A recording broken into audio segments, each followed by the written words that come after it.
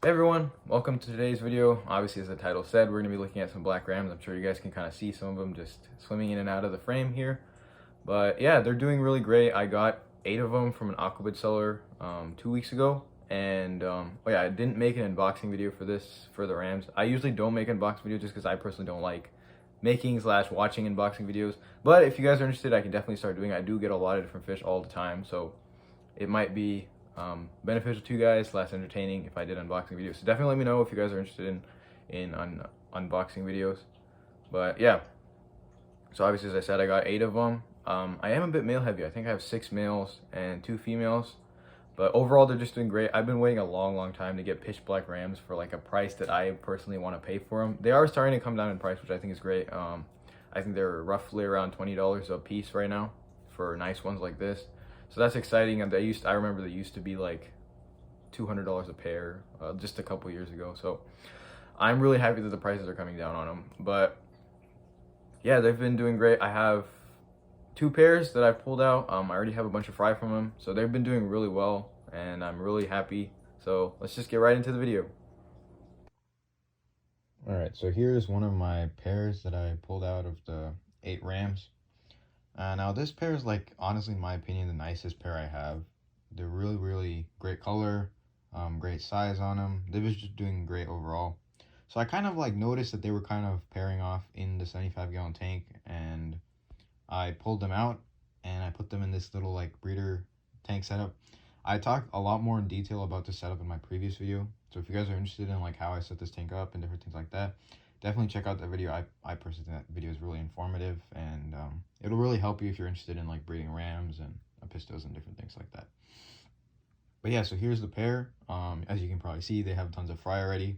Now these fry I think are around a week old, and I was really surprised that the parents are taking care of the fry just on their first try. I'm not sure if the breeder that I bought them from bred them earlier or anything like that, but this is the first time that I've bred them, and they've been taking really great care of the fry. As you can kind of see here, there's 2 colors of the fry. There's like gold ones, and then there's like the black ones. So as many of you probably already know, with black rams, the genes aren't like very set yet. So you do get a bunch of gold rams and black rams mixed in. So that's what I've been experiencing here. Now this is only a very small portion of the fry. I do have a breeder box with a lot of other fry, which I'll show you later, but like here's a bunch of the fry right now. So right now they're just eating baby brine shrimp and different things, like pretty small foods like that. I mainly just purely feed baby brine shrimp, and then whatever they get from obviously in the tank and different things like that. Now I only honestly had really no trouble breeding these guys. I got them, and within like a few days after getting them, I think they spawned, and then they took care of the eggs themselves, and I pulled out most of the eggs and I left a couple with them, which you can see in the tank.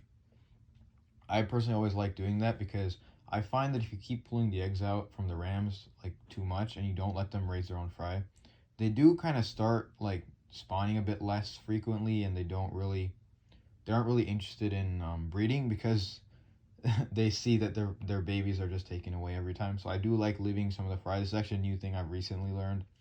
Um, I've kept rams for a long time, but this is just something I just recently learned. Like, I've been having issues with breeding some of my longfin electric blues and different things like that. So if you guys are having like trouble with breeding rams and different things, definitely try to like allow them to raise the fry, like set up their own tank and allow them to kind of raise the fry on their own. But overall, these guys are doing really great. Um, as I said, I didn't really have any trouble breeding them. I didn't use like any RO water or anything like that.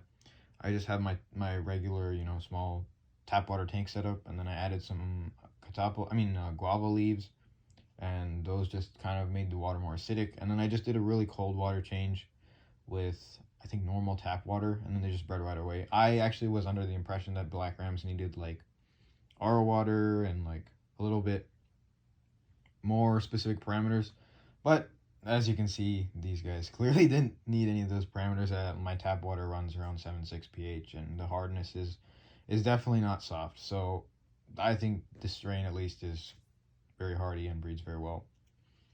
Yeah, but I can just show you guys the fry right now. So these guys are in a breeder box. It's a little bit dirty, the breeder box, as guys can kind of see. There's a bunch of algae and different things like that. But I personally like having my breeder boxes this way. This allows the fry like a little bit of food. If I miss a feeding or anything like that, they can still kind of get a little bit of food from the breeder box itself. I obviously don't recommend like skipping any feedings or anything. I generally feed in the morning around 10, 11 a.m. I feed them once, and then I feed them right before I sleep, 10, 11 p.m. So it's kind of like a 12-hour period where they don't get much food, but the brine shrimp generally survive, so I like adding a little bit of extra brine shrimp into the box that just kind of survives, and the fish can snack on them throughout the day, so the fry. But yeah, these guys have been doing really great. I'm really impressed that they bred right away. Like it really shows like the care that the breeder took to kind of raise healthy fish. Like they bred for me, but like I personally give all the credit to the breeder. They raised really healthy fish. Their shipping practices were really great and all of that. So it worked out really well for me. So obviously I'm very happy, as you guys can probably tell. But yeah, we can now look at a lot of the rams in the 75-gallon tank. So here are the black rams in the 75-gallon tank. First off, I just want to say like this tank definitely doesn't look great. It does have is having a little bit of an issue with green water. It is peak summer here in California right now, so my room does get a lot of sunlight, which kind of just goes through and hits this tank directly during the mornings. So it's really difficult to like kind of keep away the green water, especially during the summer. For me, it's kind of a yearly thing. Like a few of my tanks just become like completely green. I have been trying to combat it by reducing the lighting schedule. I used to kind of run the lighting schedule for around 14 hours. I really like looking at my fish, so I usually leave the lights on for way too long, which is why I generally struggle with algae issues. But yeah, so I've just cut down on the lighting schedule just for the summer. I think I've been leaving it off for the past like week or so, but usually I would run it, I think 6 hours is what my goal is. Generally it ends up being a lot longer than that, but that would be the goal, to kind of lower the algae issues. But the rams are doing great. As I previously said, I have 1 female in here and then 5 males. So the ratio is not great, but honestly I found them to be very peaceful and they're not aggressive at all. It might be just because I have so many other fish in here. I'm not really sure what it is, but I've read that the black rams are very aggressive. I have not really seen that. I haven't experienced it really at all. They've been leaving a lot of other fish alone. You can probably see that I have like celestial pearl danios and like